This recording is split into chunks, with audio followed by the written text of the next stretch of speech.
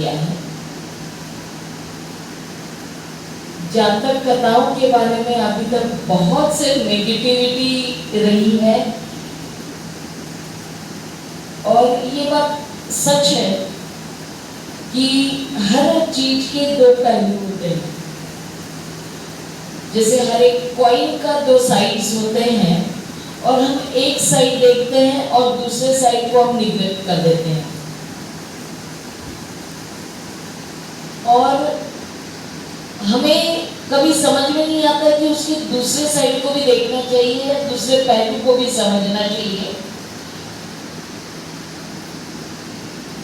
आज उन्होंने जो जातक कथाओं के बारे में बताया और वो मैनेजमेंट से जोड़ा है। इसके पहले मैंने एक प्रयास किया था ऐसा सर जी, कुछ साल पहले, मुझे लगता है कम से कम 10 साल हो गए हैं। धम्मपद की ऐसी अर्थकथाएं हैं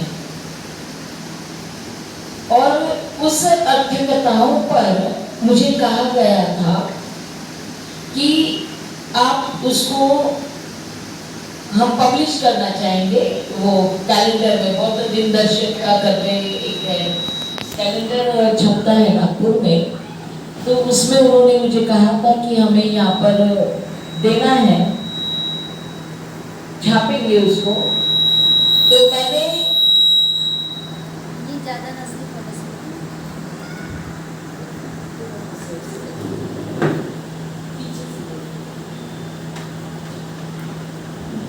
हेलो, तो मैंने कहानी पढ़ी तो मुझे पूरी अंधश्रद्धा लगी।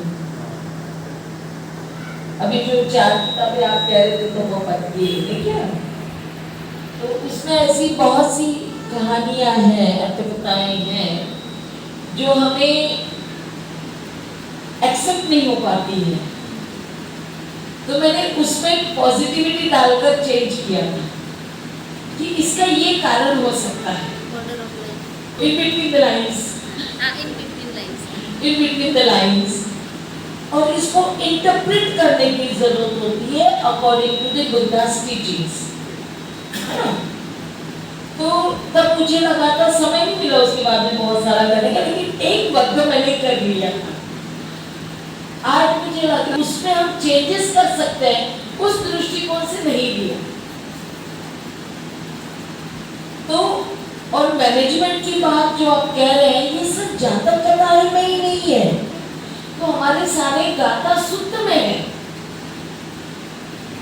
जैसे मैं हमेशा उदाहरण देती हूँ कि महामंगल सूत्र जो होता है उसमें भी बताया गया है कि कैसे देव आते हैं, कहाँ आते हैं, कितने बजे आते हैं, मतलब कौन से समय में आते हैं, है ना, जैसे मॉर्निंग के समय में आते हैं, और किस तरह से वो कृष्ण कैसे आते हैं, कैसे वंदन करते हैं, कैसे बैठते हैं, बुद्ध उस समय क्या कर रहे होते हैं।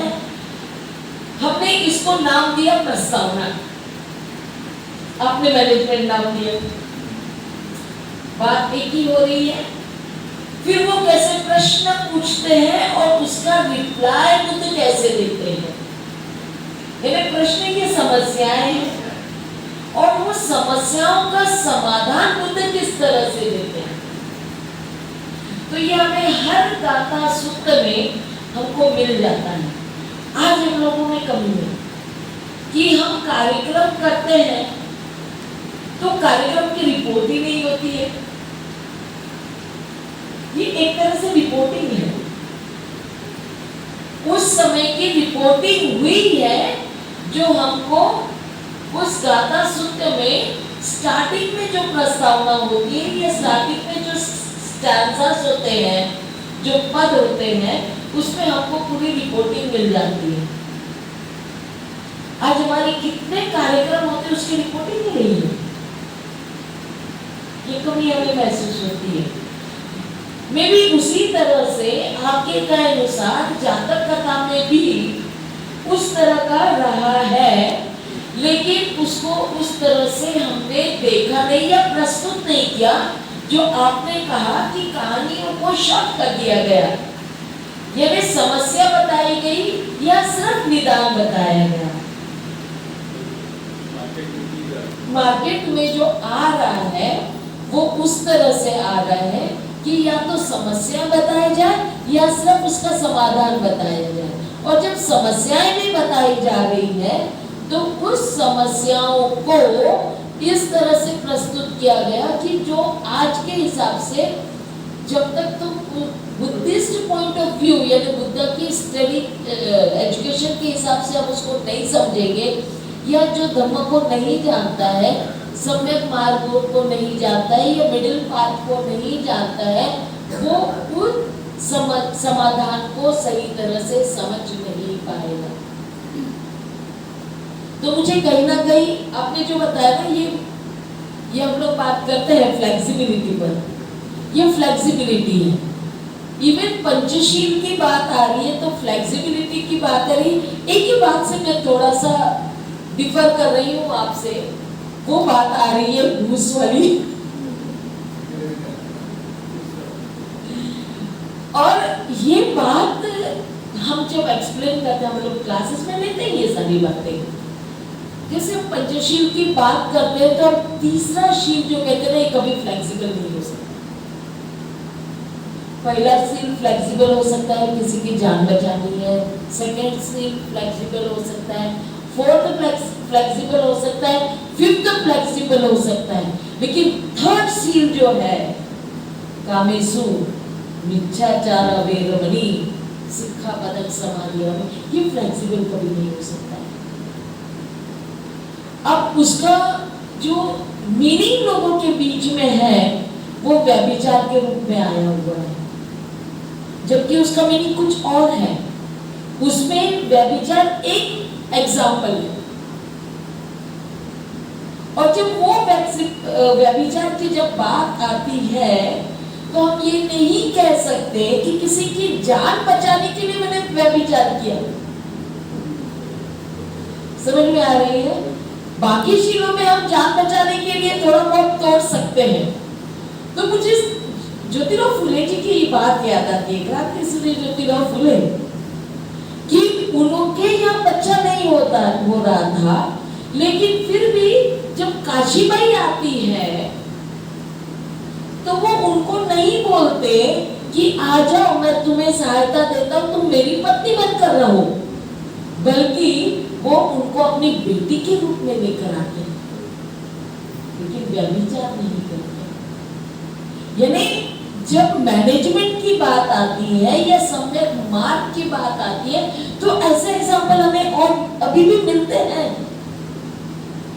तो घूस के मामले में भी इस तरह है, क्योंकि हमने तीसरा शील का जो बताया कामेसु, यानी ऐसा कार्य जो हमारे डिजायर को, हमारी इच्छाओं को बढ़ा देता है। डिजायर सिर्फ व्यभिचार से संबंधित या शारीरिक संबंध से संबंधित नहीं होता है। तो डिजायर बहुत सारे बातों के लिए हो जाता है। हमारी इच्छाएं बहुत सारी हो सकती है, अलग अलग इच्छाएं हो सकती है, लेकिन वो इच्छाओं को पूरा करने के लिए हमने कभी भी ऐसे रास्तों का इस्तेमाल नहीं करना है जो धर्म के अगेंस्ट में जा रहा है, जो मध्य मार्ग के अगेंस्ट में जा रहा है। इवन मध्य मार्ग का हमें 0% से 100% के बीच में भी गलत चीजों को प्रमोट नहीं करना है। ये तीसरे शील पर जो आ रहा है, ये 0% फॉलो करना है, मतलब करना है, अदरवाइज वो छोटी सी जो कहते हैं ना, इतनी सी भी ये बुद्ध का है हमारा, इतनी सी भी अशुद्धता हमारे चित्त में ना हो, यानी इतनी सी भी अशुद्धता हमारे चित्त में ना हो, उस तरह का सम्यक ध्यान हमें करना है। और उसके लिए हमें पूरे आर्य अष्टांगिक मार्ग का पालन करना पड़ेगा।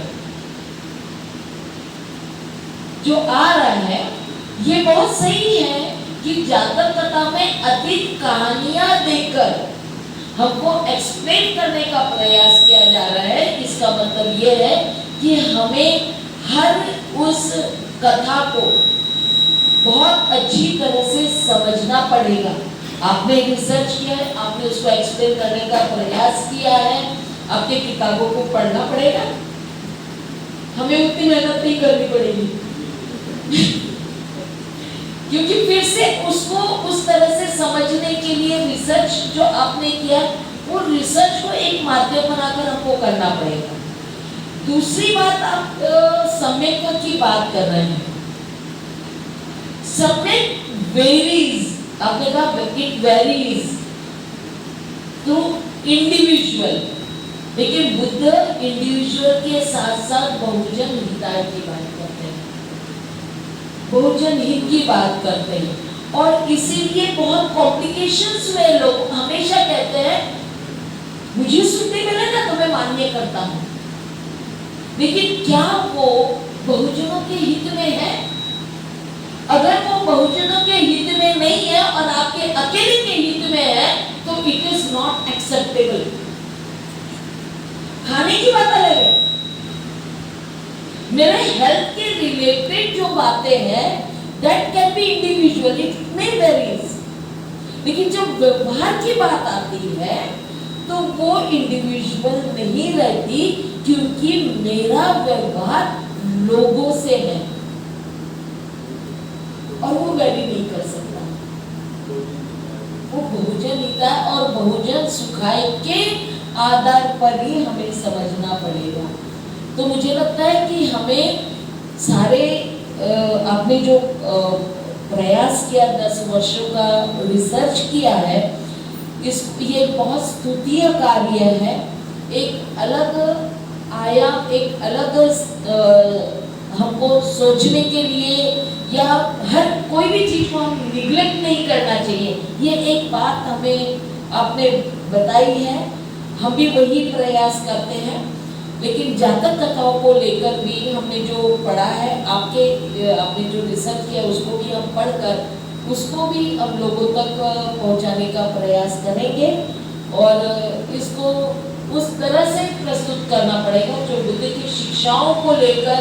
और मुझे बहुत अच्छा लगा आपने जो कहा कि ये जो है ये अंधविश्वास से परे है, ये जन्म से जरूर है लेकिन ये बुद्ध के जन्म से नहीं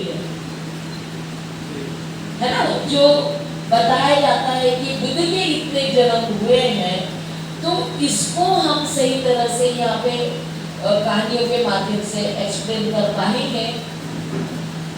बुद्ध की बात जब आती है, बोधिसत्व के रूप में जब आती है, तो ऑब्वियसली वो बात रखने का प्रयास इसने कहा हुआ कि बुद्ध के मुंह से कहा गया तो लोग एक्सेप्ट करेंगे। मे बी ये भी एक रीजन हो सकता है, इसी से भ्रांति, और इसी से वो भ्रांति फैल गई है कि बुद्ध का जन्म हुआ है ना। क्योंकि लोगों, उस समय के लोग उस तरह से मान जाते थे कि बुद्ध को मानते थे और बुद्ध की बात है इसलिए हम मान रहे हैं। लेकिन आज की जनरेशन जो है ना, वो बुद्ध की बात को भी नहीं मानेगी अगर वो बुद्ध के मुंह से इस तरह की बात रखेंगे, है ना। वो सीधा बोलेंगे ये बुद्ध की बात ही नहीं है, क्योंकि बुद्ध की खुद स्टेटमेंट है जिसमें वो कहते हैं कि अगर वो बहुजन हिताय और बहुजन सुखाय का नहीं है मेरा स्टेटमेंट, तो वो मेरा नहीं है। इस बात को लेकर अगर हम इसको समझने का प्रयास करेंगे और जानकर कथाओं को समझेंगे तो ये बहुत अच्छा होगा। आपको बहुत बहुत धन्यवाद कि आपने यहाँ आए और आपके रिसर्च के बारे में हमको बताया। हम इनको जरूर मिलजुल कर आगे ले जाने का प्रयास करेंगे। मैं शायद